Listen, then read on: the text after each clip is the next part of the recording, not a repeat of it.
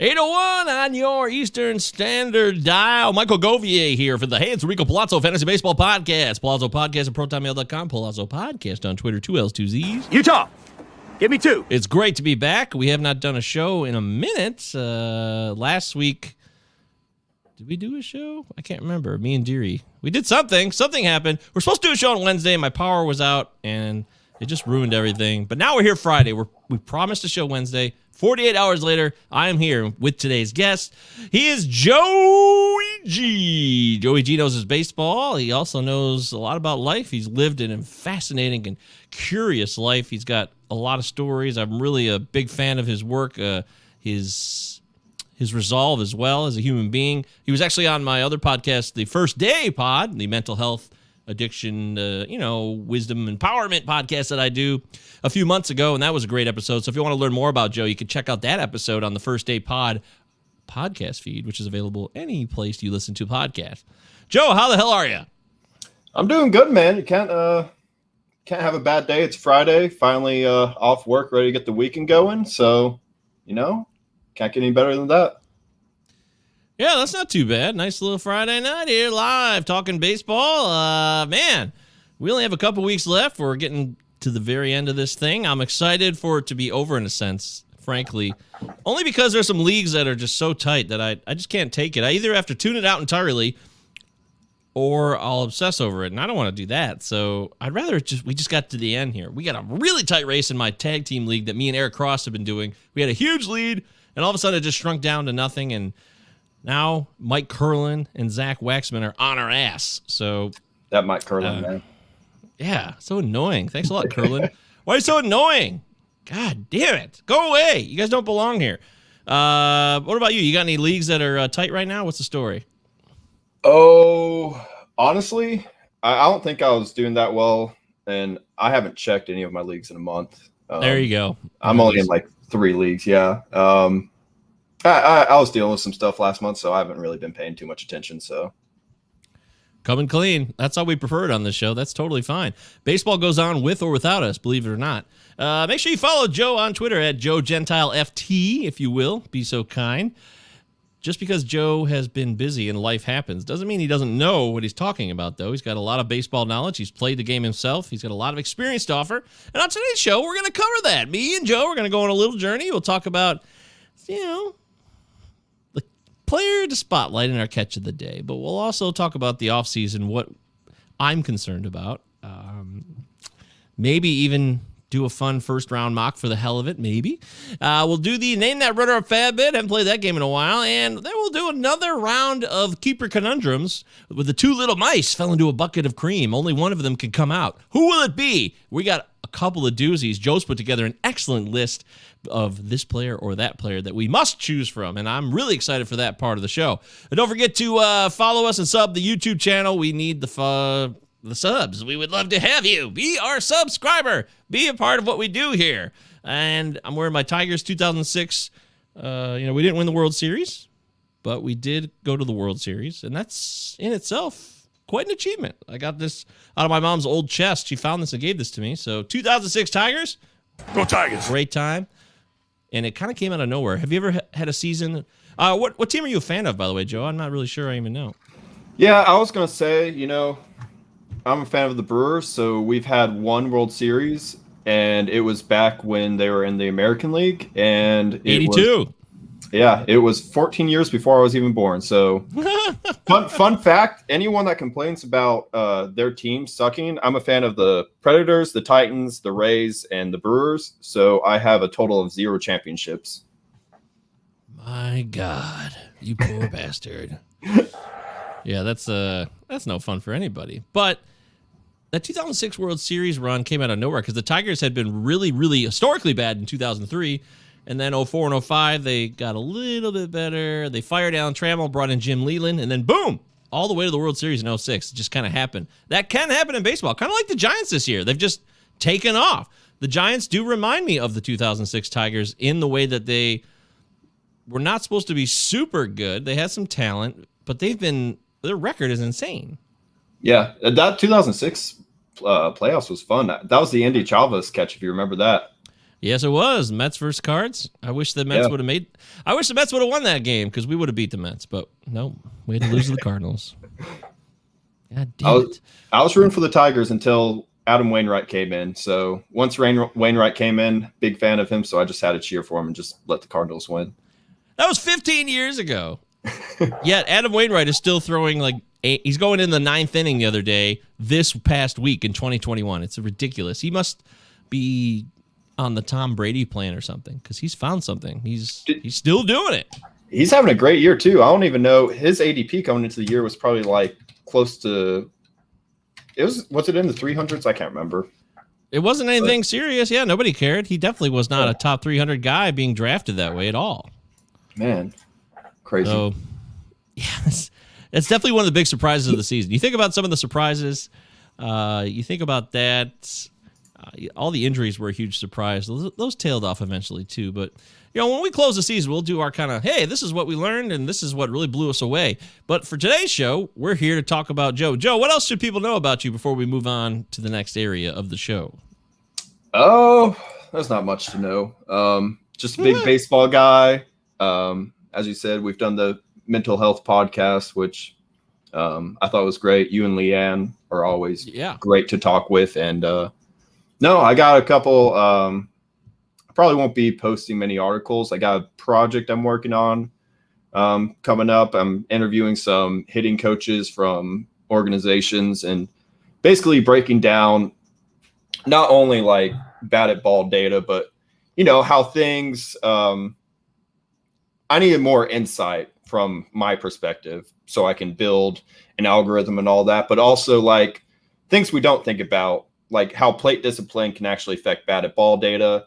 Like if a batter hits a lot of balls outside the zone, they're going to probably have worse batted ball data than their raw skills would suggest. And, something I've never thought about is how pull hitters could actually have higher strikeout rates than their like contact metrics would suggest as well.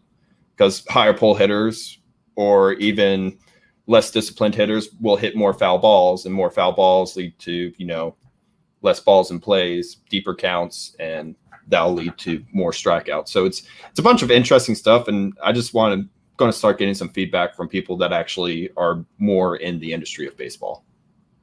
Great call, Joe. I love it. We'll be looking forward to that. Make sure you keep us posted, and we will support it fully here on the Palazzo Podcast. Deary is busy. It's Friday night. He likes to live his life more often on Fridays than I do. Me and Joe are here for you, though, so if you have any questions, pop them in the live chat, and we will get to them. Anything you want to talk about. The final couple weeks here, some head-to-head strategy. You're in your playoffs right now. Are you in your championship week? Are you in the semifinals? And right now, tonight, some pitching matchups are really dictating some of those outcomes.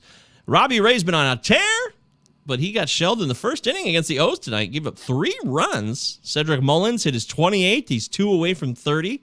The 30-30 season will be realized for Cedric Mullins. That's a surprise. I mean, he was good. He's a solid player, and there's excitement about his future coming into 2021, but nobody thought he'd be 30-30. Not even Justin Mason, my good friend, thought that it was going to be a 30-30 season. Hey, now, you guys called me crazy for my bold prediction that he'd be a 2020 guy this season. Did we? Yeah. That was. Don't look at my other bold predictions, though. Don't. Just that one.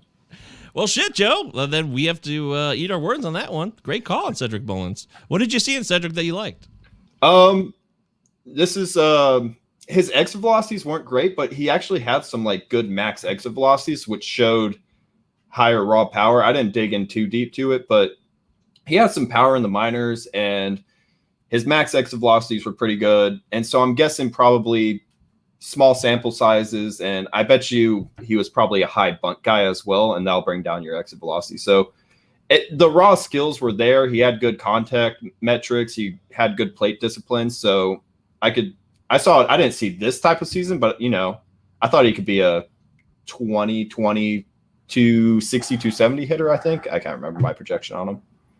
Okay. Well, Justin Mason was one of the biggest guys in the industry on him, so I'm going to give Justin credit too. But you and Justin have something in common, and that's a good thing. because those guys know what they're talking about. And when you need fantasy baseball advice, those are the type of people you want to hit up. You can also hit us up, Palazzo Podcast. We're presented by rotofanatic.com. We have a new show we've been doing the last couple of weeks called the Rotofanatic Half-Hour Variety Show. The latest episode just came out, and you can listen to it on the Rotofanatic content channel. Carm Mayorano, Matt Williams, Paul Mamino, Mr. Dr. Mike Carter, Davey Funnel, et cetera, et cetera, et cetera. A lot of people, short amount of time. Tons of information, half hour or less, basically. That's what we're trying to do on the Rotofanatic half-hour variety show. Please go check that out. We'll be doing it until the season ends. Every Thursday, new episodes come out. Having said that, people are probably still wondering about what's going on with the Palazzo Invitational. Is it over? Yeah, it's still pretty over. Every time I bring it up once a week to kind of check in on the standings, it's the same old story. Richard Sands dominates. And Richard, I hope you're getting ready. Getting ready for that trophy, that overall championship. We are in contact with the trophy maker. He's working on it now, and it hopefully will be done by season's end.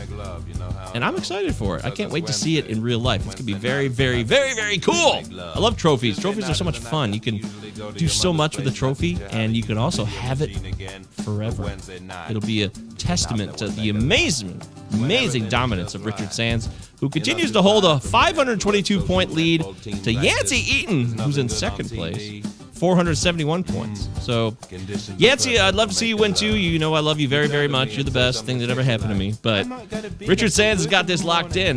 Did you play any DCs, Joe? Any DCs on NFBC this year?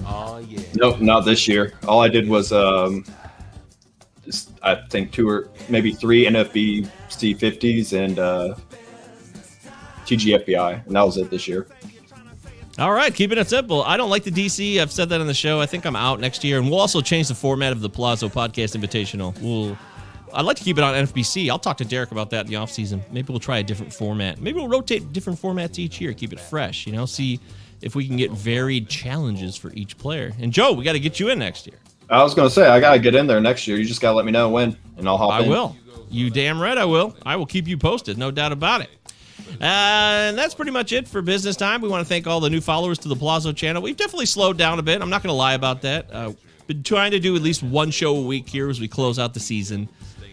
But football is starting to take control. I'm working on football stuff now, too. If you're into football, by the way, you can check out a football pod I just started for Fantrax, because I'm over at Fantrax. I'll also be writing 2 articles a week for Fantrax fantasy football coverage starting next week. So make sure you go to Fantrax HQ, check that out. If you like me, maybe you'll like what I write, and maybe you'll like the podcast. It's called the Fantasy Football POV, capitalized. Fantasy Football, capitalized POV. Check that out on your favorite podcast platform. Joe, do you play a lot of fantasy football? I got 1 home league right now. I'm really excited. I actually picked up Latavius Murray yesterday right before he signed with the Ravens, so I'm feeling good. Okay. I don't know if I'd expect much out of him, but it is a good pickup. There's no doubt about it. That's a smart move. He does seem to fit their system, though, so maybe I'll be wrong. I just feel like the passing attack's going to take off for the Ravens now because they've just had so many injuries to the running back position, and this is the time for them to shine at the passing level. But that's not what they do either, right? Yeah, I'm hoping for big things. I don't know if he'll play this week, but whenever he does get in, I'm hoping for big things. Big things, big pimping. I never knew. Big pimping, man. That was old school. Taking it back. You like Jay-Z? Oh, Jay-Z, that's one of my go-tos when I'm in the gym. Oh, okay. Classic. All right. Favorite Jay-Z song? Listen to him in the gym. What was it? Numb and Encore combined. That song is just great in the gym. 99 Problems, also a classic. You need something. You need something to get you pumped up and ready to go. No doubt about it. You want to lift those weights. You want to take it to a new level. You want to reach. I mean, Joe's in great shape, by the way. If you've never seen Joe, he is a fine-looking man, a great specimen. Takes care of his body, and it wasn't always that way, though. So Joe's story is, I tell you, it's a great story. It's a hell of a story. Don't forget, Phil Goyette and I do the Prospects show. We didn't do it this past Monday because it was Labor Day weekend, and everybody deserves a day off. But we do it on Monday around 5 p.m. Eastern time. Me and Phil talk prospects for a half hour. It's the Palazzo Podcast Power Half Hour. Prospects Power Half Hour? It's something like that. Either way, You'll love it. It's a great show. All righty, so there it is. That's some of the stuff you need to know about, and that means it's time to get into leading off. Boop.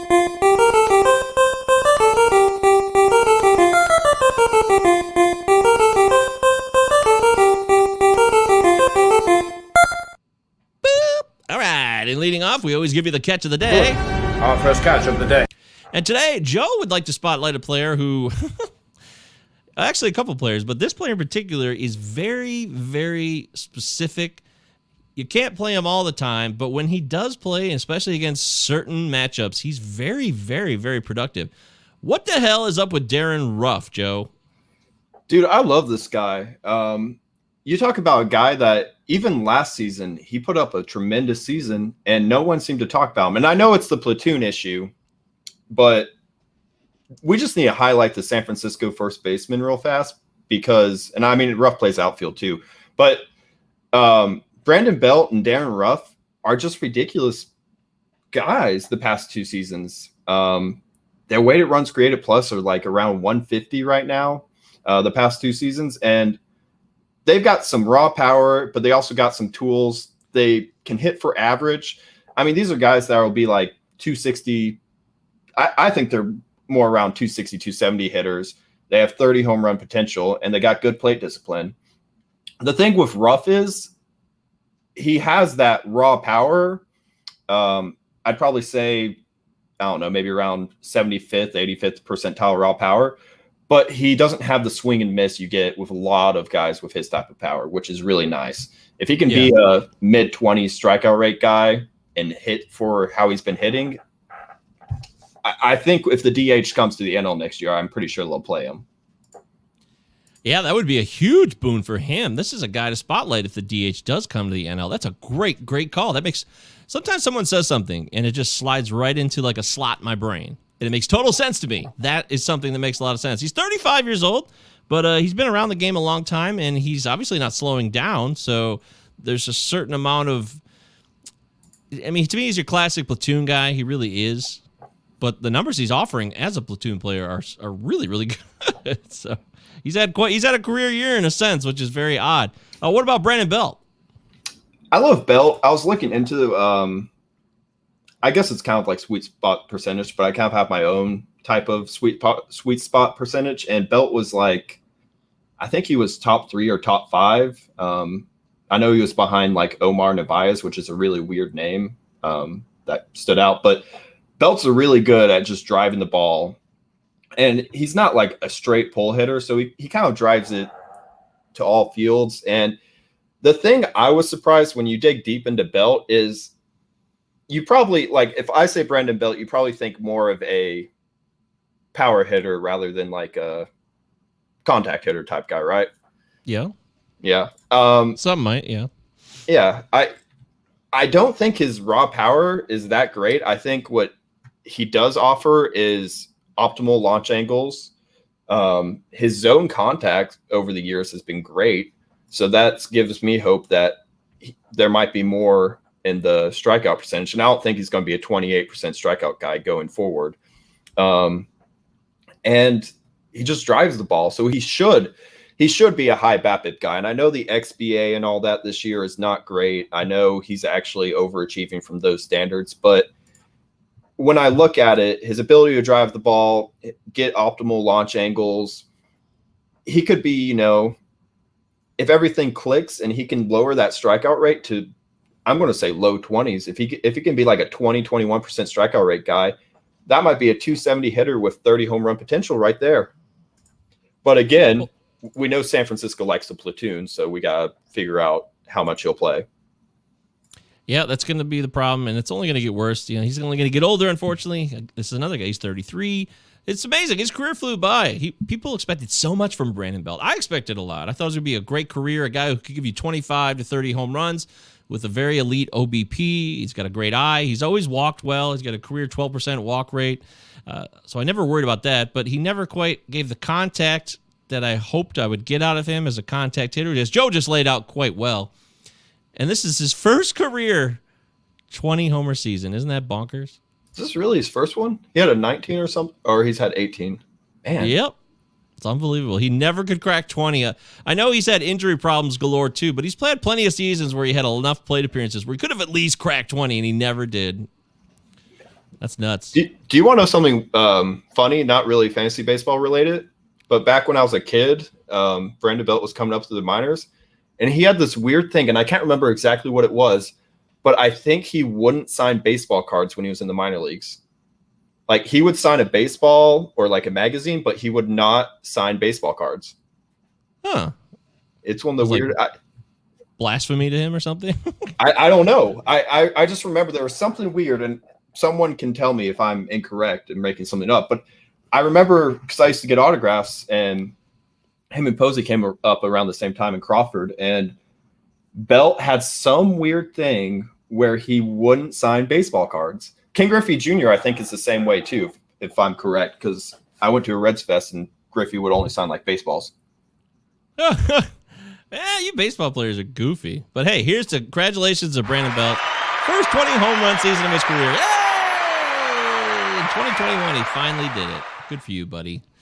All right, there it is. Some players to take note of as the season winds down. There's also players who've been called up that might make an impact. In fact, we talked about this on the Road Fanatic half-hour variety show. Please check it out. Phil Goyette mentioned a couple of names, prospects that have been called up that will help you close out 2021 with a title. Wouldn't you want that? You know you would. I know it's football season and nobody cares about this anymore. I can tell by our viewership, and I can tell by the reduction in downloads over the last 3 weeks. It's very obvious. You guys are like, hey, fuck it, I don't care anymore. Or, you're like a lot of us who our team sucks, so you just don't care anymore. I get that too. But if you dynasty players, you got to stay on top of things all year long. There's no breaks for dynasty. You got the end of the season coming up, and there's guys that have been on the injured list who are probably free agents on your waiver wire that you should consider picking up. So don't think that dynasty is not a 24-hour-a-day kind of 365 thing, because it really is, in my opinion. It really matters a lot. You'll have first player drafts coming up later on and all this stuff. And with Arizona Fall League coming up soon, that's another reason to take note and get focused and find out who's going to kick ass there, because the Arizona Fall League has given rise to some players who have really taken off from there. Every year, somebody makes an impression.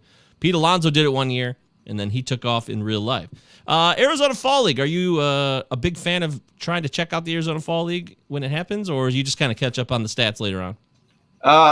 The stats I really don't care about, but I do try and keep up with a little bit of what's going on.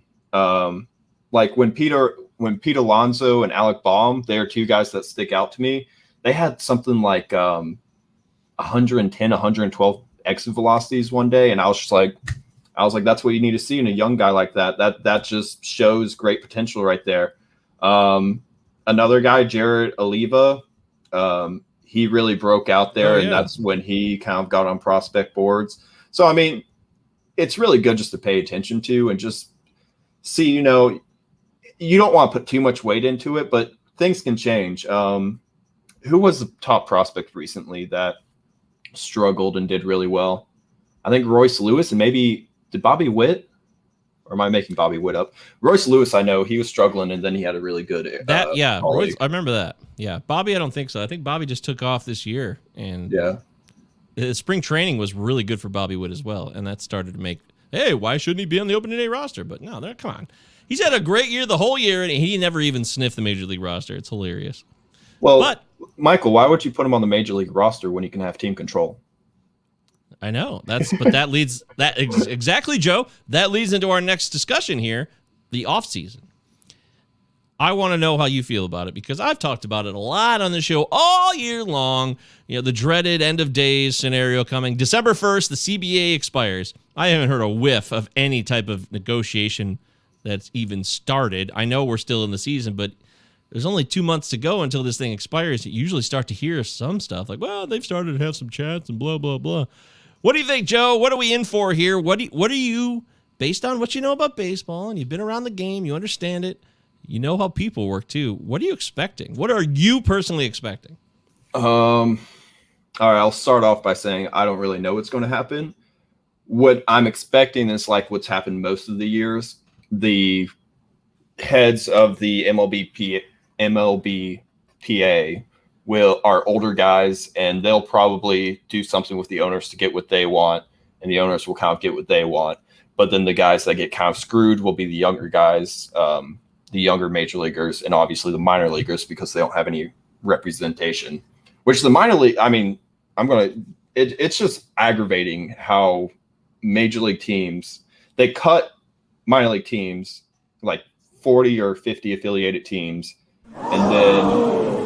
and then like I think they gave some of the minor league guys a little bit of a raise, but they still don't pay them enough. For people that don't know, there are minor league guys that their yearly salary like 2 or 3 years ago was $6,000.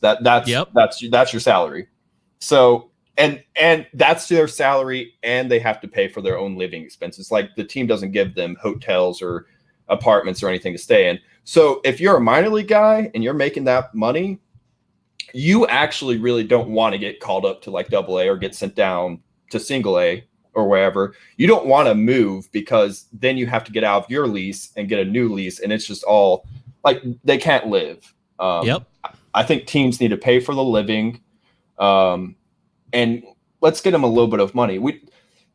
They're not asking for $1 million. They're just asking to be able to live. It's just like college athletes. Yeah, they're just trying to survive. They couldn't go out to get meals and shit. It was ridiculous. And at least some of that has been changed. This is the next wave. Minor leaguers need that representation, but they don't have it, like you said. Yeah. So what you painted a picture there was actually kind of accurate, I feel like. The top ends of both sides will take care of their sides, but there'll be people that'll be left to starve or be screwed. As based on what you just told me, I don't think you believe that there's going to be a change on these service time manipulation issues that were agreed to in the last CBA. No, I think there'll probably be something with service time, but I don't think it's going to be as drastic as it should be. What needs to be? Okay. Yeah, I think. I mean, I don't know. I don't. Of course we don't know. We're two bozos on the internet talking baseball, but I mean, if you ask me, like how I would set it up, I genuinely think a player should be paid the value he's worth. So if a guy has 1 year in the majors, but he hits like Mike Trout, then he should probably be paid like Mike Trout. But this is sports, so we don't need to treat it like a business. But at the same time, the owners are going to treat it like a business. So it's, if that makes sense, because people say it's sports. Well, this is how sports always worked. And then, but then the owners are going to treat it like a business. I think, like at my job, my boss doesn't pay me a rookie salary for 3 years, and then I go into arbitration for 3 years with him, and then I go to free agency. If I want to leave, I can leave anytime. These current rules are still leftover relics of the suppression that the system started with in the first place. Baseball started with nothing. Do you want another hot take? Oh, hell yeah. Sizzle that shit. I think a lot of people are going to disagree with. We should get rid of the draft. Whoa. Let players sign with teams in which they want to sign with or who offers them the most money. Because, again, manipulation with seniors in college, if a team can draft you and sign you to basically whatever they want because they know you don't have another choice. So just let players, basically like free agency, where they just go to a team, and whatever team offers them the most money, they go to. Wow. That's intense. That is a hot take. I don't know. I mean, that'd be cool, too. That's just never, ever going to happen, but I'd like to see that. I'd like just... it's not going to happen either, but it is a hot take. That's a sizzler right there, baby. Woo! On fire. God damn. Okay. Damn! I like it. I'll tell you this. That one's never going to happen. That one is long gone. Yeah, it's long gone. I mean, it's okay. But I'll say this as well.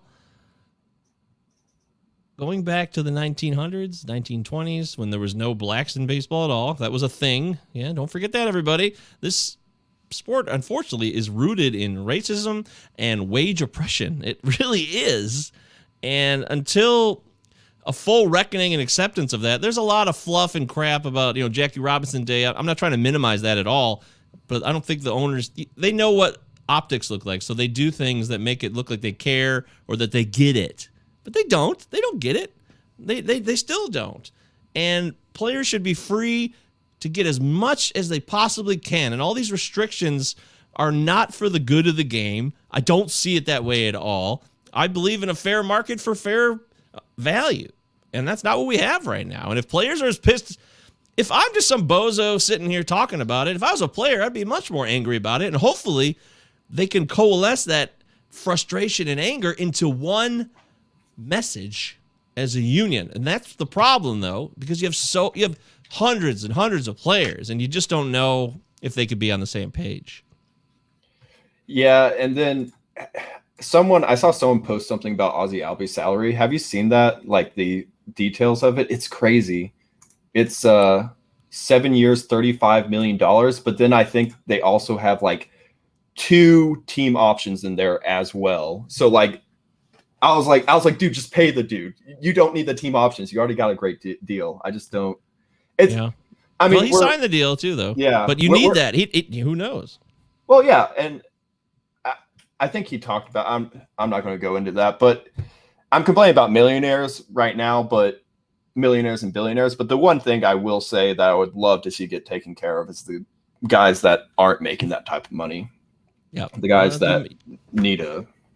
But I don't think it's going to happen. Yeah, of course it's not going to happen. You made it clear, and a lot of people agree with you. And there's articles and there's tweets about how minor leaguers live. I remember the one earlier this year. I remember the posted photos of the type of lunch that the minor leaguers get. It's like a piece of bread with like a dry piece of cheese. I mean, it's all trash, and there's no respect for it. And unless there's a real organization here and a stand is taken, the only way to make change, unfortunately, it seems, especially in labor wars, is sacrifice. And we haven't seen that in baseball in a while. I mean, there's been no strike for a long time.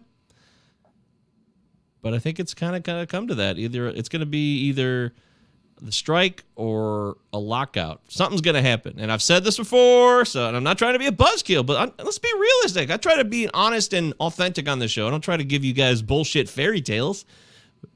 What's happening is going to be a massive challenge. Lawyers crawling up lawyers' asses with the best of them. It's going to be a real challenge. In fact, I talked to some of my guys in my home league when we just did our lotto draft. We have a lottery for the top 3 picks to try to incentivize no tanking, which is cool.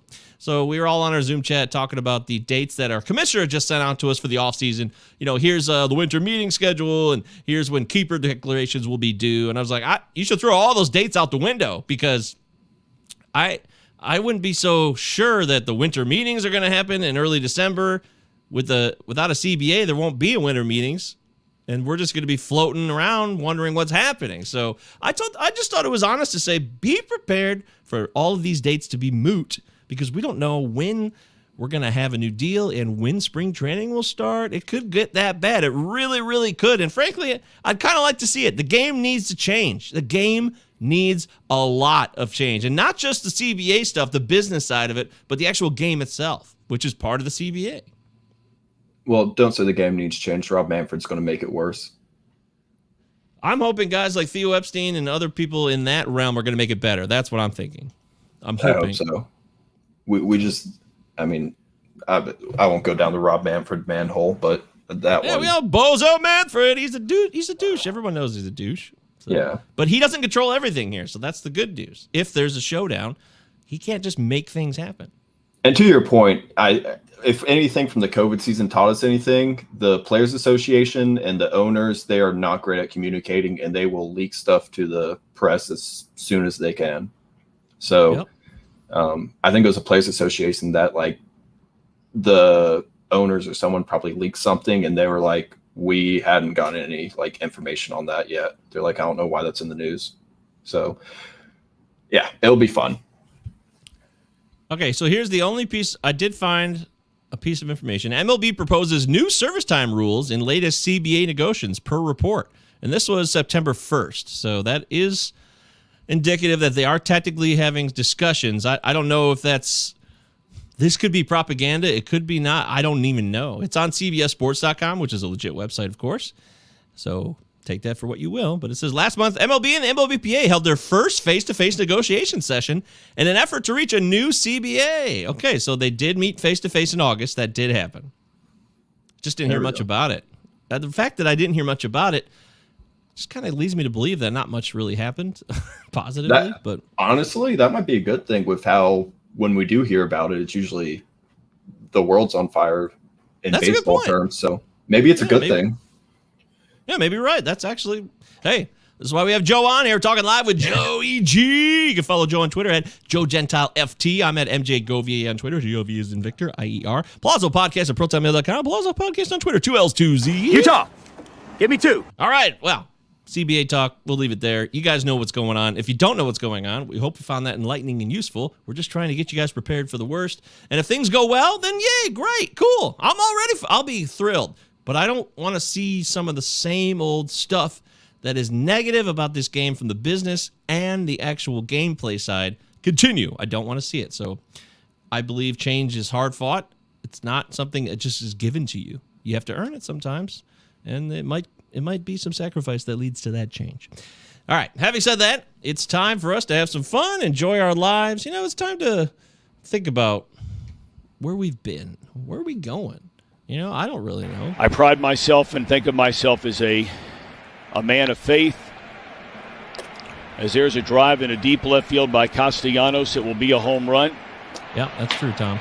Yeah, and so that'll make it a 4-0 ball game. Oh, yeah, 4-0 ball game. Thanks, Tom. By the way, Nick Castellanos is, I think it's his fiance. I don't know if they're married or not. Yeah. She was pretty pissed on Twitter about a week ago saying that joke's getting tired. But unfortunately, it's Tom Brenneman's fault. It's not her husband's fault. Nick Castellanos is having a great season for the Cincinnati Reds. He should just be disappointed that the Reds and Bally Sports, or whoever the hell it is that runs the Reds TV play-by-play, they should have pulled Brenneman off the air before that, so he never made that home run call. Yeah, and those replies in that tweet she sent out went about as well as you would have expected. Oh, man, it was so... I gotta admit, I laughed a few times. I don't know her personally, and I'm sure it's not great. If it was me... I mean, it's not like Nick's being made fun of. He's just a part of a moment in history that is just so weird and like so one of the weirdest sports moments ever. Yes, that's the thing. It's nothing personal, Nick Castellanos, at all. It's not even about you. It's just that your name you just happen to hit a home run, which is a great thing for your team during one of Tom Brenneman's final moments on the air because he was a homophobe. Yeah, not good for him. So. At any rate, I don't know. I'll probably still use it. I don't know. I don't like to be an automaton, and you can tell me what to do. And I do respect people, and I try to be, empathetic to other people's needs and wishes. But funny's funny, and living life still. One day we'll all be dead, and none of this will mean anything. So nobody wants to hear that, but it is true. So eventually, let's just enjoy the time we have here. Let's live it up to the fullest extent, right, Joe? Exactly. Let's do it. I like the new drop. I hadn't heard that yet on the show, so I like it. Hey, thanks. I appreciate that. It's funny because I think about all these stupid drops I use, and sometimes it's hard to incorporate them all into the show, but I like to have a laugh. I think fantasy baseball is a lot of fun, too. It's a long season, though, and if we don't have a few laughs along the way, we're going to burn out quickly, so that's kind of how I see it. Yeah, and I was thinking about it. I'm going to give you some credit right here. I think when I first heard your podcast, loved it. Loved your energy and everything because you just have it to where everyone's comfortable. You're just two dudes talking. Because I feel like when it first started, like podcasts and TV and all that, you got to be like professional, suit and tie. And I think the best podcasts are just the people talking, having fun. So I don't think there's anyone that brings more energy to a podcast than you. Thank you, Joe. Thank you so much. Thank you. I had a humbling moment here on the Plaza Podcast with Joey G. Thank you, Joe. I appreciate that. I feel the same way about you. I think you have a lot of potential as a future stud in this game, and I just love you as a person regardless, so I don't give a shit. If you were just some asshole, I probably wouldn't have you on the show, so I think you know that. So. Having said that, let's get to know Joe a little bit better in the segment we'd like to call Enrico's Inquisition. What do you say, Joe? You in? Let's go for it. Bryce Harper or Lenny Dykstra? Bryce Harper. Oceans or lakes? Which do you prefer? Lakes. Oceans terrify me. Van Halen or Van Hagar? Oh, Van Halen. Not a contest. WW84, the movie, or Trevor Bauer? Trevor Bauer has more positive things going for him. He is a good pitcher. Oh, crap. Now I forgot about this. I'm not supposed to play that one. Shit! Doozies. I thought I played. It's time for everybody's favorite I thought I played the part new of the one. show. That is very old. I'm sorry. I gotta delete that now. Son of a bitch, this is live, though. Shit! Sorry, Chris. Sorry about that. I just love Chris's response to that. That was before, but his response is kind of funny. Yeah, for those of you, if somebody who just heard that, by the way, and you're like, hey, how could you? That was from January, fucking January, okay? And I thought I played the right one. I played the wrong one. I blew it. Oh, well. WW84 was not good. It was a bad movie. It really was. It was just a really bad movie. And at the time, Trevor Bauer was not someone who was up for, sexual assault charges at the time. He was known as an asshole, I will say that, but he was, it's not a crime to be an asshole. Yeah. So, context is very important, everybody. I put a new Enrico's Inquisition file in here, but I played the wrong one. So whatever. Just understand the context. Don't blame anyone. Let's move on. Having said that, Joe, I've been thinking about the music podcasts out there. There's some cool music pods, and I like to talk music when we start the Enrico's Inquisition. What you talked about Jay-Z, but what else do you love? What else is the music that really gets you inspired? It could be chill. It could be fired up. It could be anything. What are some of your favorite artists? All right, I'm going to go cop-out answer and say I listen to everything, but kind of. If I'm in the gym, I do some rock, some of that, like some rap, usually around, the Jay-Z Tech 9 type stuff. And then some dubstep is always my gym mix. If I'm going for really heavy, you got to go with that Disturbed, man. I think Disturbed is probably more useful than pre-workout steroids or creatine. I think that's probably more people have gotten jacked off Disturbed than anything. And then usually though, high school, I always go back to high school. My favorite artists were like Kid Cudi, Chance the Rapper, Childish Gambino, those type of guys. Okay. All right. I like it. That's a lot of fun stuff there. For the podcast version, we'll have some of that playing underneath. The YouTube version, we can't do that because they don't like us. They don't like us using the music on the YouTube, but podcast, who cares? I gotta say, Disturbed never did it for me. Weren't they the guy, Yeah. I remember that song. So. Disturbed, yeah. I've never listened to Disturbed, and then I got in the gym, and I just want to be angry when I go, so that stuff will just get you as angry as possible. Hey, own it, man. I have no guilty pleasures. I'll listen to whatever the hell I want to listen to. I love Creed. Creed was a fun band for me when I was 19 years old. I listened to Creed all the time, and they got ripped apart. I mean, Creed's legacy is god-awful, but they had a couple good albums there for a while, and I stand behind it. So I'm going to be honest. In fact, my guy Brian Seymour of formerly of the Roto Wager podcast, now co-host with Matt Williams on the Turn 2 podcast. He loves Creed. He brought that up on the show earlier this year, so I found someone who could connect with him. Thanks, Brian. And he also does a music podcast. Have you checked that out? Have you heard his new music podcast, What This Song Means to Me? It's pretty cool. I haven't yet. I should. I've, as I said, I've been out of the loop the past month, so I got to get back into everything, see what's going on in the world. I'm going to strongly recommend it. What This Song Means to Me. I did an episode. It was pretty cool. Basically, someone brings a song to the table, one song, and they basically tell you a story. It's like a half-hour story about their life through one song, and I really dig it. I think it's a great idea. It's fresh and original, and there's been several episodes now. Rob DiPietro did one about Pearl Jam's release. That was really good. I enjoyed that one. So I want to recommend that. Also, my buddy, Al Melchior, I know he's out there living his life. He has a podcast where he says it's him, you, and an album. And I was also on that show, so I admit that freely. Full disclosure. You mean an album. He sits down with the person who brings an album to the table.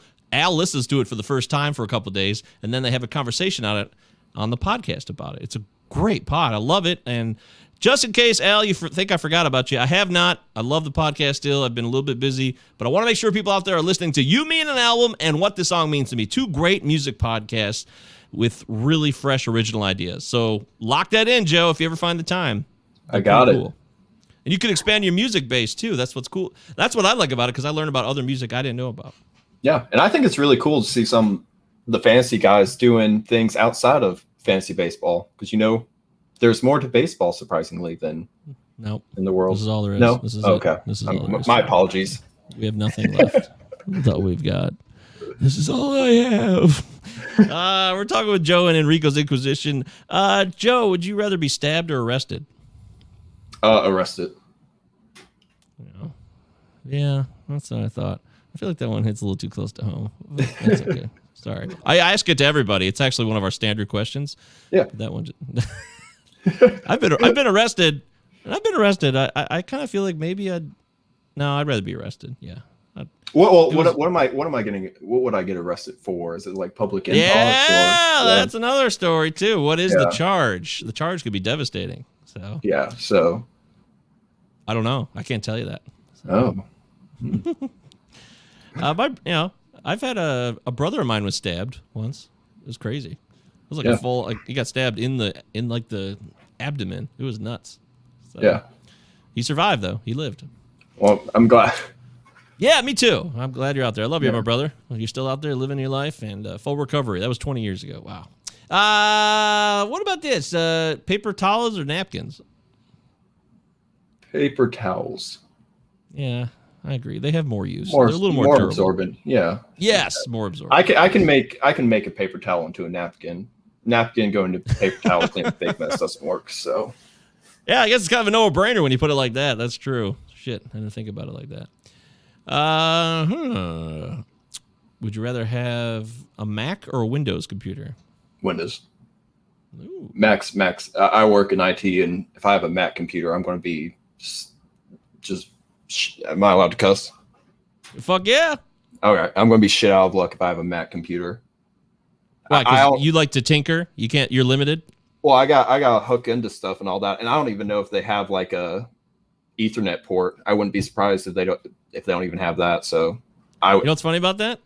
I'm on a Mac right now. I bought it last year. It's a MacBook Pro, and I had to buy an adapter for the Ethernet. I'm connected to the Ethernet, but I did have to buy the USB-C adapter to do that. Yeah, so my job is hooking up to routers and stuff and setting them up and putting in static IPs and stuff. So, not going to work for me. Yeah, that's not going to work for anybody. But I do like my Macs. I don't know.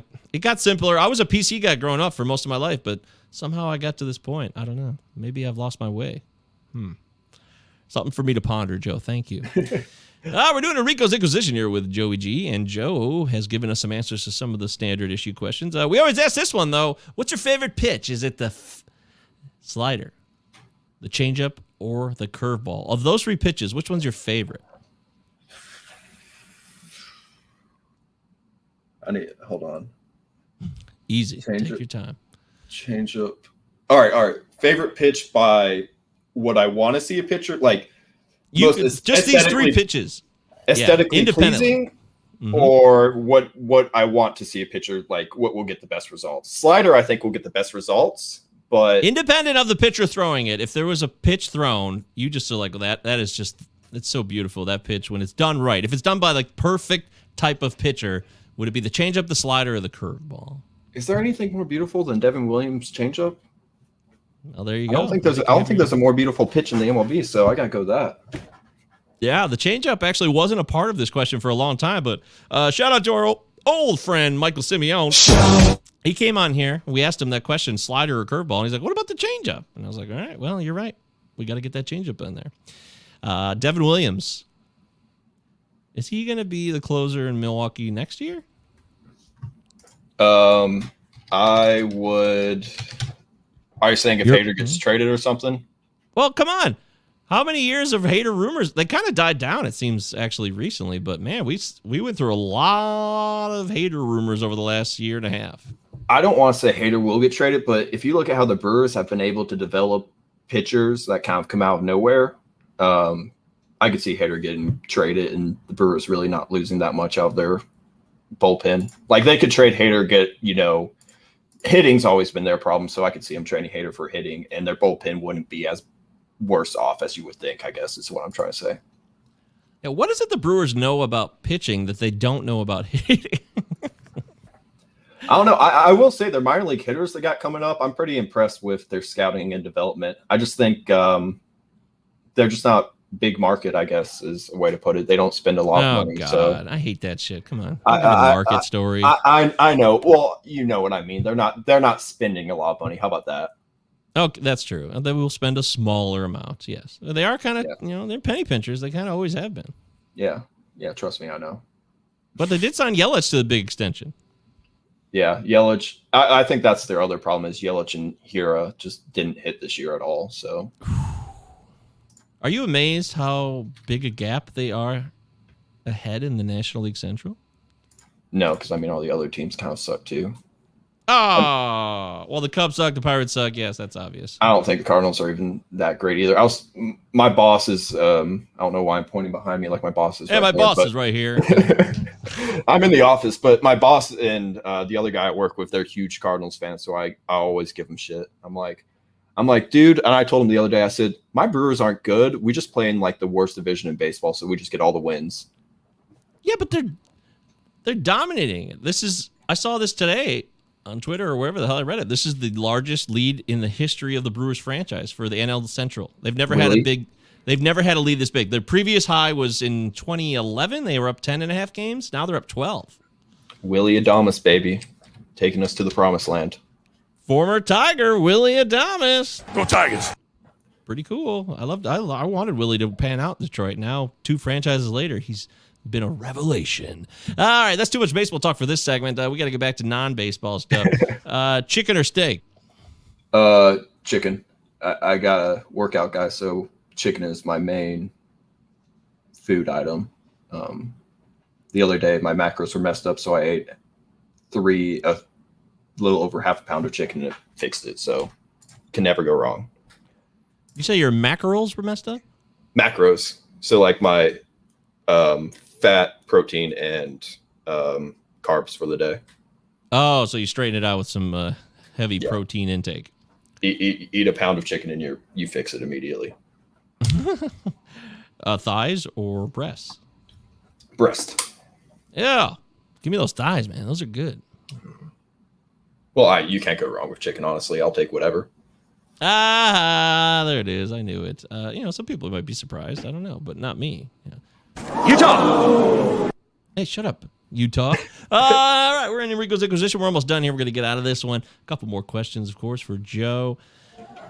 Joe, would you rather go on a vacation to a tropical climate or to a jungle? Would you rather go to the beach or like on a jungle safari? Beach, but I'll put in a third option. I'm also the guy that just, if I go on vacation, I just want to stay at home. Staycation. Third option. Staycation. Okay. If I'm on vacation, I'm running around so much. If I'm on vacation, just give me like 3 days off at my house and do nothing. Yeah, people don't know that about Joe. Joe's on the move a lot for his job. He's always on the go around this wonderful country of ours. Yep. That's fascinating. Most miles you put on one day in a car?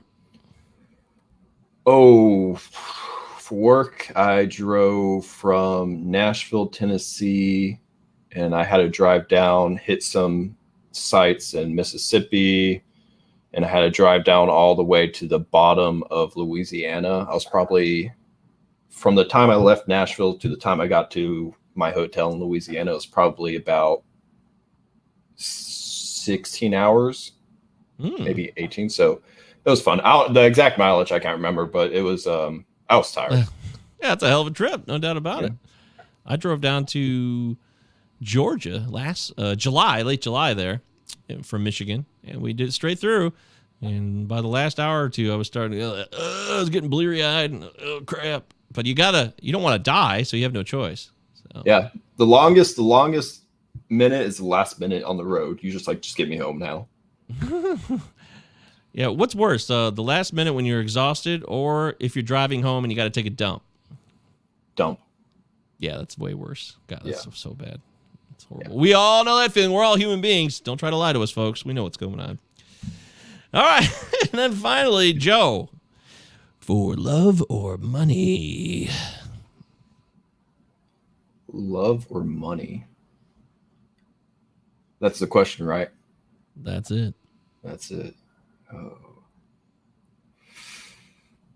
I always say I'd rather be happy than be rich. And I feel like for love, if I have love, I'm probably happier. So I'd go love, I guess.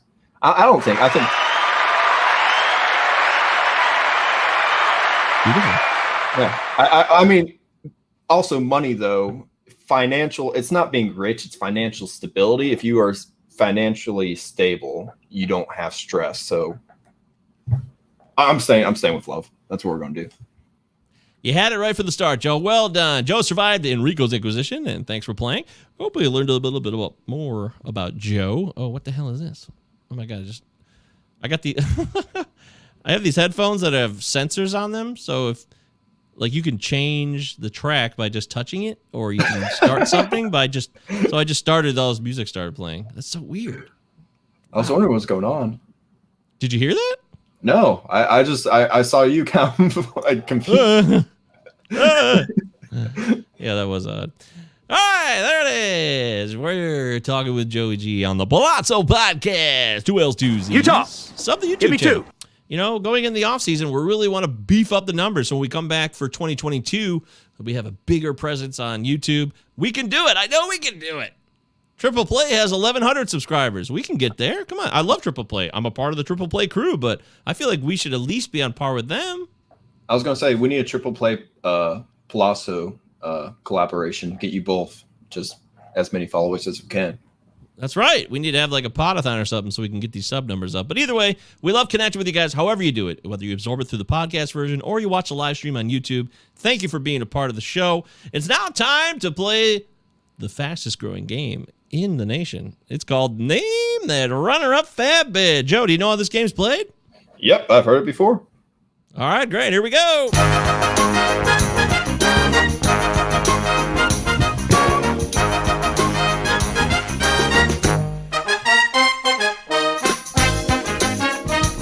It's time to play the most ridiculous and pointless game that is sweeping the nation. That's right. It's time for Name That Runner-Up Fab Bid.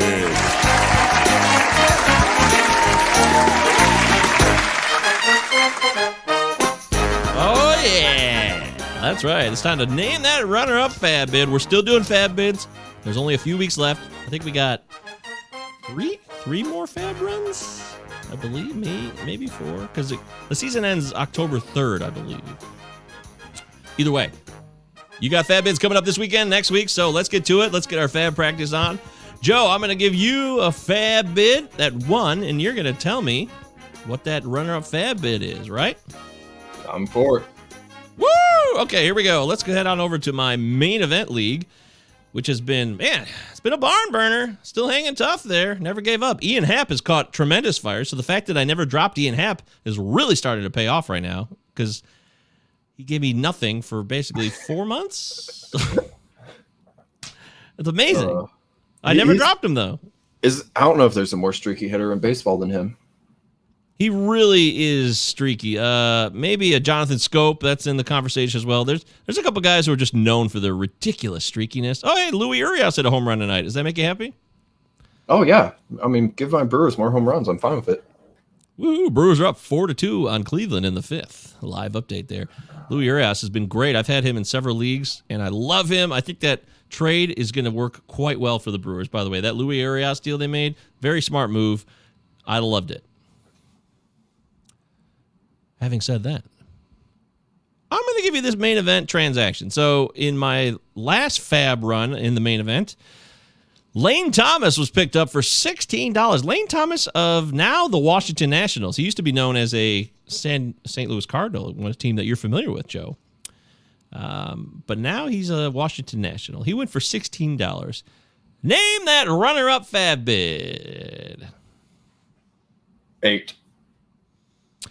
Not bad. 12. The answer was 12.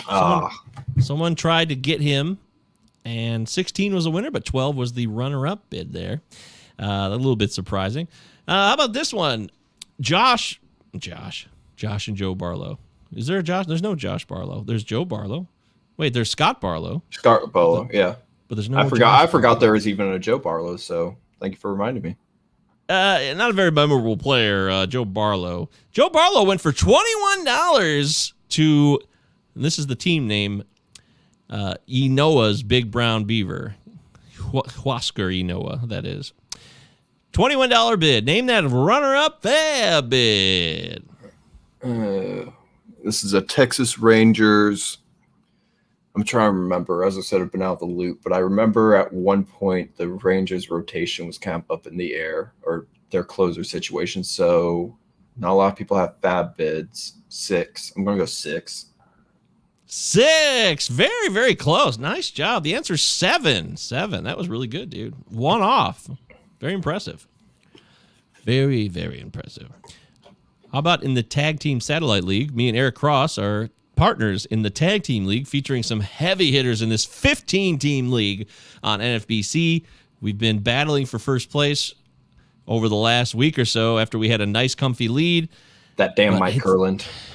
Yeah, Kurland and Waxman are on our tail. It's getting interesting. Who knows what will happen as this season winds down. But for the fab bids, that means it's still been very intense. Okay, so just to lay the story out for you. Aaron Ashby. You're familiar with Aaron Ashby's work, right? Oh, yeah. Love that sinker.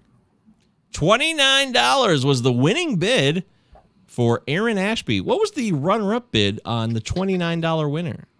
All right. I don't know why, but I think it's either going to be $23 or $18. I feel like those are two good numbers. Let's go 23. Both of those would have been inaccurate. The answer is $12. $12. Looks like not a lot of belief. Someone really Roto Streamer. That looks like who is Roto Streamer? I don't even know who that is. I think it's definitely Michael Simeone because it's Streamer. It's one half. That's like a half name, Streamer, Roto. So $29. They were all in on Aaron Ashby. Very excited about his performance recently. Do you like Aaron Ashby's future? I like Aaron Ashby's future most definitely. I don't know if he'll be a big strikeout guy because he's, more sinker oriented, but I think he can get soft contact and a lot of ground balls. The interesting thing with him is he actually has a curveball that he doesn't throw often, but it's actually a pretty good curveball. 78, 79 miles an hour and 60 inches of drop. Don't see that very much. So, but I'm going a little tangent. Going to be really quick. I'm guessing it's because a curveball is good to feature when you have a four-seam, high-rise, four-seam fastball. He throws a sinker, so it probably doesn't mix well with his arsenal, and that's why he doesn't throw it.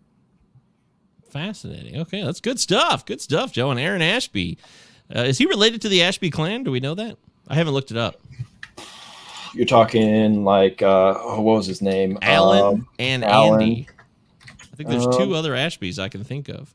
He has to be. Father Andrew. Father is Andrew Ashby. That's Andy Ashby. That's him. Yeah, Yep. I think that. I don't know. That's what Wikipedia says, so that might be wrong. Oh boy, Andy Ashby was a solid little player. He was around for a while. He pitched for the Padres, I believe.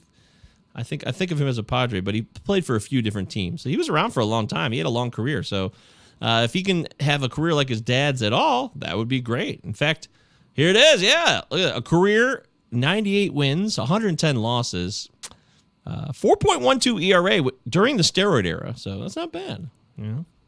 Actually, Uncle is Andy Ashby. I'm sorry, I lied. Oh, Uncle Andy. Okay, that makes more sense. Either way, they're related and they're close. Andy Ashby had a 2.94 ERA in 1995. What a great season that was. 192 innings pitched. That's pretty good. Yeah, it's always fun looking back at old pitchers that you forget were so dominant. Especially the lineage. I love the lineage pitchers. That's a lot of fun. Good times. All right, there it is. We played a little bit of Name That Run Up Fab Bit. That was a lot of fun.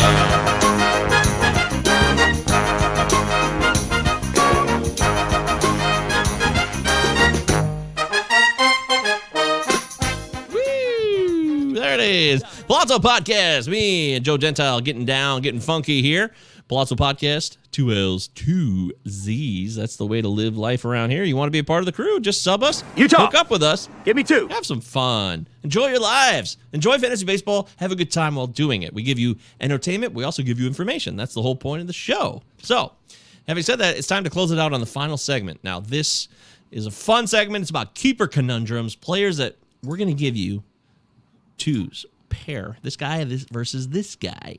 And we're going to decide which of those you would keep if you were forced to choose between one of them for your keeper squad. I think it's a fun idea. It's a good time. The nerds love it. They're always loving that kind of stuff. Nerd! I'm a nerd too. Being a nerd is cool now. It used to be weird. Being a nerd used to be like, oh my God, it's not cool anymore. Revenge of the Nerds, they had their moment in the 80s. Now being a nerd is just part of being a regular person, frankly. It's not a negative at all. What do you think, Joe? No, I think it's almost cool to be nerdy now. I mean, look at the Pokemon cards. Look at you can buy a house if you kept your Pokemon cards, which I didn't. If you kept them, you could buy probably a house with that. I'm so sorry to hear about that, dude. I'd never had a Pokemon card in my life. If that makes you feel any better. A little bit. Alrighty, so let's get it going here. 2 little mice fell in a bucket of cream. The first 2 mice we have up debate. Wander Franco and Francisco Lindor. If you had to choose between one of these guys as a keeper, you might like to keep both, but let's say you have to decide between the 2 of these. Who would you choose? I'll tell you right now, Joe, between Wander Franco and Lindor, it's a no-brainer now. I'm taking Franco all day. An incredible on-base streak. He actually tweaked something today. He left the game in Detroit right here locally. Go Tigers. So that's unfortunate, but otherwise, I think we might have seen... we might have seen Lindor's best. Maybe he overachieved. Maybe Lindor was just like really, really good with the power, and it was kind of a fluke. And maybe we'll never see that again. What do you think between these 2? Dynasty, I mean, it's obviously Franco. I think that's no-brainer, right? But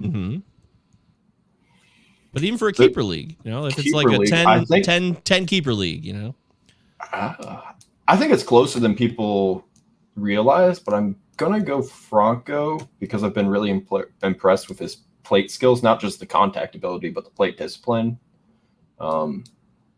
Even though it's only an 8% walk rate, the actual plate discipline itself has been really impressive. And the reason I put these guys together was because Franco reminds me of an earlier Francisco Lindor. Like their offensive profiles, I think, kind of match a little well. I think Franco has a little bit better plate discipline, but I think the profiles kind of match. But I'll go Franco. Yeah, even in Lindor's best years, he hit a lot of home runs, 33, 38, and 32 from 17 through 19. But some of the other numbers, he scored some big runs. He didn't drive in as many runs. He stole bases, which people love. That's great. Power speed combo is wonderful. But he never got on base at a great clip. His OBP was never really elite in any way at any point. And even his WRC plus, the best he ever had in those seasons was 132. That's solid, but that's not like... it's not Mike Trout or Jordan Alvarez 170s. It's not super, super elite. So, yeah, I'm going to be real. I think a lot of us will all be focusing on Lindor in 2022. What do we get? We're full season in New York, ready to rock. He's been in New York for a year. Will it be better? I'm going to be really, really curious. But I don't ever expect him to hit 35 home runs again. I just don't. Because the ball changed too. Unless they change the ball again. So who the hell knows? I don't know. Where do you think Lindor goes in drafts next year? This is a hard question. Ooh, well, I would off the top of my head, I think he's down like in the 80s. Yeah, I was gonna say like 75. Who goes first, Bellinger or Lindor? I actually think Bellinger will still go first. I really do. I think people will think it's a fluke. It's a one-off. He got the bad shoulder. It led to a lot of swing tinkering, and it got worse and worse and worse, and he just became lost entirely now. I think it's salvageable. Oh, I'll be curious. Those are 2 guys that'll be fun to watch next year. That's a great premise, though. I love that idea. Who's going to be drafted first? I think because Bellinger's been an MVP and he's shown the power speed at a super top 10, top 15 overall player level, I think people are going to give him a little bit more benefit of the doubt, a little more slack. If he has a good playoffs, too, that'll change things. See, that's what we need to see. Lindor's not going to get that opportunity in the playoffs. Bellinger will. Bellinger does lose first base eligibility probably in most leagues, though. Yeah, that's no good either. That does hurt him a little bit. Okay. Yeah, that's interesting. Maybe Lindor will surpass him. I don't know. Wow. See, we're already. This is so hard already. God. What a challenge it's going to be next year. But I look forward to that challenge. How about the next one? Jordan Alvarez versus Kyle Tucker. 2 teammates on the Houston Astros. Which of these would you rather have as a keeper in a keeper situation? Kyle Tucker, showing the power speed this year. Jordan Alvarez can crush the ball, but there's always these little nicks he has, these injuries that slow him down, the knees, other things that have happened. It's, he's hurt here, he's hurt there, he's hurt everywhere. What about you, Joe? Who'd you rather have here? I'm going to Alvarez. You just trust the bat more?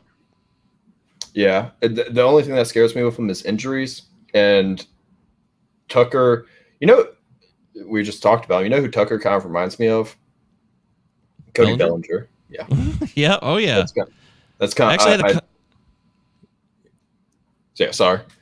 No, I just literally had a conversation with this same 2 players in it about 48 hours ago. I'm not even kidding. We were talking about Bellinger, and then we started talking about Tucker. We talked about how their swings are so similar in a way, these looping-ass swings. Is that what you're thinking?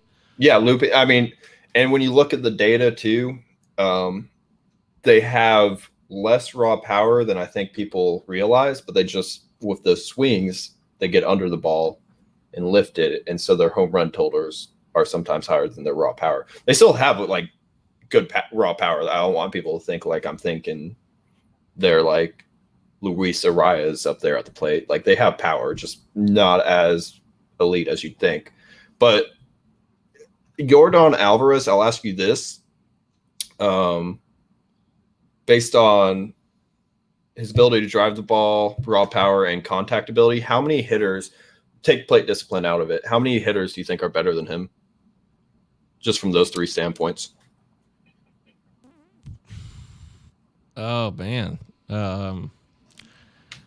It not too many. Maybe, a Tatis, maybe. Yeah. I was thinking Tatis, probably Acuna, maybe. I think Trout's still in that conversation. He can still crush the ball. Yeah, Trout. But I think he's right there with them. I just think he's a bigger guy, so he struggles to hit the balls outside the zone. But in the zone, he does pretty well on making contact for how big he is. And I think he could have a JD Martinez like big season like that. So, Yeah, I don't. His bat is unquestioned to me. I don't worry about it at all. I never do. In fact, he's kind of underperformed in a way this year, in my opinion. You know what's interesting about Kyle Tucker too? Kyle Tucker's hitting 290 on a 301 BABIP. That is tight. That is so tight. It's the those fly balls in Minute Maid. It's the perfect park for him, I think. Yeah, and that's interesting. What was I gonna? I think Jordan. Okay, I'm not trying to make the show go long, but let me ask another question. Jordan has outfield eligibility. That's great. Does he gain more value though as a DH? Because we know he doesn't get hurt. Do DH guys have more value than we interpret? That's a really curious point. I hadn't actually considered that. You're right. I never thought a DH was a benefit in any way. I really didn't. I hadn't either until I started thinking of Jordan. I was like, if he DHs, then he has less opportunity to get hurt. So do DH guys have a little added value? It was an implied benefit, though, with Nelson Cruz. It very much was. Yeah. Even if we didn't think about it, it's implied in extending his career. Yeah, I think that's why Cruz has been able to play so long. So I'm wondering. So, I mean, there's obviously a disadvantage by having a DH-only guy. He can only play util. But if anything this year has proven us, guys can get hurt. So if a guy playing DH all the time, you have more faith in him staying healthy. Yeah, the thing about Jordan, though, I'm really bummed in his OBP at 340. That's disappointing. His walk rate's at 7%. For a feared hitter, it should be much better than that. I would like to see, for OBP leagues purposes, but, I mean, he's still hitting 280, and he's crushed new career high with 28 home runs. And what, he's only 23, right? 24 now? Yeah. He just turned 24 in June, so. Where does he get drafted, though? Top 30? Vlad Sedler. He said he was borderline first rounder. So I'm going to say probably he made his list a couple weeks ago. I saw that. I did see that. I just didn't see his name on there. Yeah, so I think probably 25. 25 sounds right? That'd be 25. Second. I'm fine with that. Yeah, top 30. Yeah. I'm fine with that. Yeah, I'll pay that price. just because he's so talented and he's still growing, man. By the time he's 27 years old, I mean, this guy should be an MVP, a borderline MVP. He should dominate all four no steals. We'll never see the steals, but everything else, he should fill all that up. He really should. Yeah, I think this is the next kind of JD Martinez guy. I think he's going to be. There's going to be one season where he hits like something like 315, 330 with like 45 home runs, like pushing 50, and he's just going to like. It's going to be like a Miguel Cabrera season. Yeah. Oh yeah. Good call, Miggy. Two little mice fell in a bucket of cream. I should say prime Miggy. Yeah, very important to say prime Miggy. I agree. Yes. I know you are loving that contract, so. I don't even care now. I mean, AJ Hinch is such a great manager, and there's so much optimism all of a sudden. It's really weird. It's actually, it's like get the 3,000 hit next April, and then that'll be it. So that's what we're doing. And there's a light at the end of the tunnel. So that's exciting in a way. The next one, we got Ty France and Jeff McNeil. Wow. Now, those of you that listen to the Palazzo podcast all season long and in spring training and way back in January, I talked a lot about Ty France and how much I love Ty France. And although he's not going to win the batting title, which is one of the insane fantasy takes I had at a certain point, we didn't quite get there, but damn it, he's still showing that ability to possibly win a batting title down the road here. He's still developing, and he has a hit tool, a very special hit tool. And he could walk. He's got great plate discipline. I love what he brings to the table. So I used to love Jeff McNeil more than anything. I was a huge Jeff McNeil honk. I drafted him like a fiend. Even coming into this season, I was like, all right, 2021, Jeff McNeil's going to give me everything I hope for. And that is not what happened at all. I'm done with Jeff McNeil officially. I'm retiring from the Jeff McNeil sweepstakes. And this one, to me, is a no-brainer. Ty France all day. Yeah, I kind of knew you were going to go Ty France when I put that in there. I love Jeff McNeil, though. I do. Yeah, I think I'm there with you, though. I think France, I mean, we've seen McNeil's ceiling, and what did he hit? 318, 23 home runs. Okay, that's pretty good ceiling right there. But we haven't been there in a couple of years now. Yeah, that was 2 years ago. I don't know. I like the upside. 30. I like the upside of France. I think France has more raw power than McNeil. I mean, if France hits 25 home runs and has a batting average over 280, are you going to be surprised next year? No. Especially what he's done this year. He only had a 6.5% walk rate, too. It's kind of crazy. It seems like he walks more than that. I'm kind of surprised by that number. France? Yeah, that's interesting. Yeah, just looks like he's aggressive, which aggressiveness always, I think in terms of fantasy baseball, aggressiveness isn't a bad thing sometimes. Aggressiveness might lead to less strikeouts and stuff. So there's a very weird give and take, and this is one of the projects I have going on. It's a weird give and take of, if you swing less, does it help you or hurt you? Like some players might swing less, it might help them, and some players might swing less and it hurt them because you're seeing more balls in the zones, that's more strikeouts. So I think it's like a fine line you want to meet. But well, over the last 4 years or so too, his BABIP to average ratio, it shows that he's not a guy that gets a lot of luck. I mean, this guy tattoos it, he hits hard line drives, puts it into play, and you could trust that this guy's floor. I really think his average floor is like 270 going forward. I really do. Yeah, I think he's got more power in the tank. I just want to see that. I'll forget what Cronenworth did, but like that, where Cronenworth went off on that power tear, I think France could do that too. Yeah, Cronenworth died, though, in the second half this year. It's been a very, very, very, very quiet second half for Mr. J. Cronenworth, unfortunately. Yeah. But Ty France, if Ty France could hit 30 home runs, that would be a big boom. If that power's in there. He hit 27 in 2019 at AAA, but that was only in 348 plate appearances. Then again, it's PCL West Coast AAA too, where the ball flies out like, what is something that flies easily? A bird. Yes, birds fly easily. So he also had a 400 batting average. So that was that was stupid. That was the minor league period that really put him on the map. People are like, oh my God, this guy. And I think that Jerry Dipoto really, really is looking smarter and smarter as a GM in Seattle, putting together a tight squad. A squad that has actually battled for a wild card, is still battling for a wild card right now. It's bonkers to me. And Ty France is one of the reasons why. Making that trade he made last year, the monster deal with San Diego, I think he definitely won that deal. I really do. Did you ever hear about Nelson Cruz's final season in the minors, what he did? I don't know if that rings a bell. Back in 2008, when he just kept getting blocked. Like, he was with the Brewers, he was blocked. They didn't start him in the outfield. He was with the Rangers. He was blocked by I think Hamilton was there and all that. He in 448 plate appearances, he hit 37 home runs, hit 342 with a 429 on base percentage and a 695 slugging. Hot damn, that is impressive right there. That's the kind of shit that makes someone a legend. If he would have now he tested positive for steroids, so maybe he wouldn't have been Hall of Famer. But if he would have been up earlier, like 3 or 4 years earlier, he might be a Hall of Fame consideration. And he was a good defender back when he was younger. Okay. Finally, the last one here. This is a great one. I love this one. This is a challenge. Shane McClanahan, who just went on the IL with back stiffness. Sounds like bullshit to me. Sounds like saving the innings for the playoffs. Luis Garcia of the Houston Astros, or Tarek Skubal of my Detroit Tigers. Go Tigers!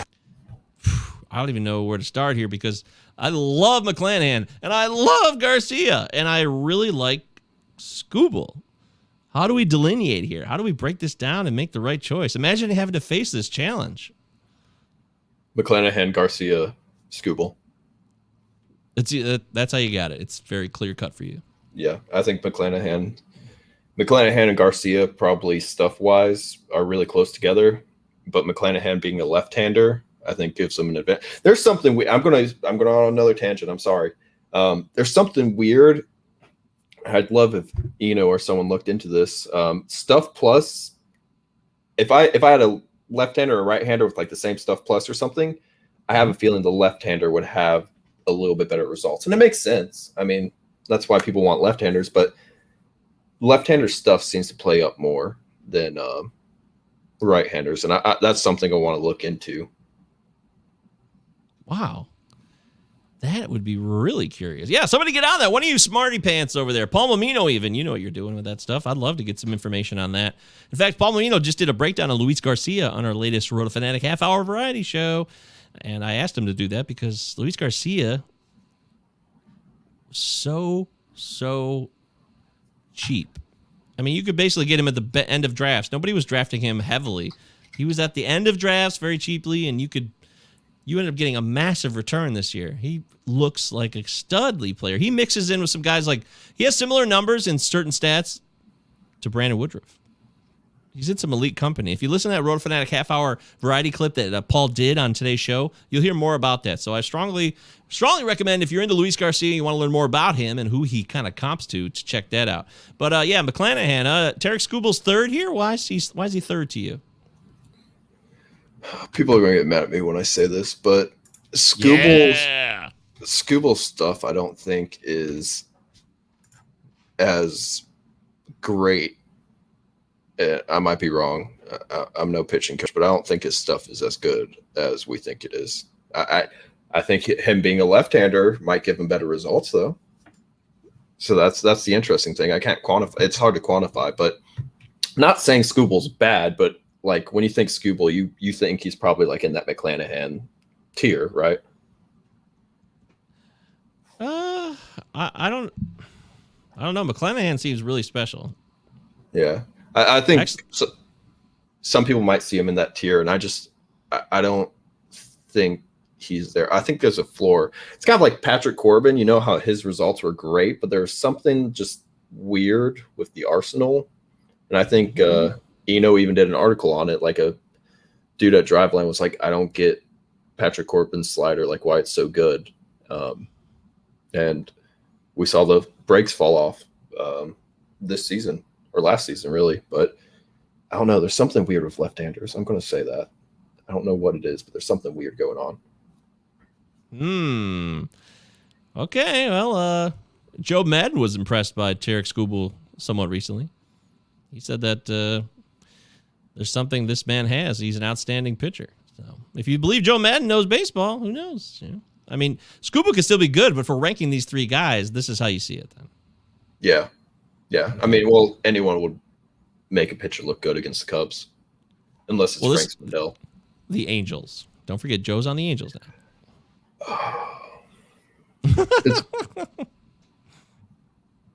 It's late. Hey! Anyways, Skubal stuff has come along quite well, so I'll be curious to see. I wonder if Skubal moves up to 2 ahead of Luis Garcia, but I'll slow my roll on that for now. To me, McClanahan's the number one guy here because the Rays are really good with their pitching, and McClanahan is he's got such an arsenal. Of those 3 pitchers, he has the best arsenal. So I agree. I agree with that all the way. Nelly. Well, we did it, man. We did a show. What do you think, Joe? How do we get here? How do we pull it off? I think we pulled off pretty good. I feel pretty good. Yay! Your energy kept me up. I'm sorry. I might have been a little like a day school today. What are you talking about?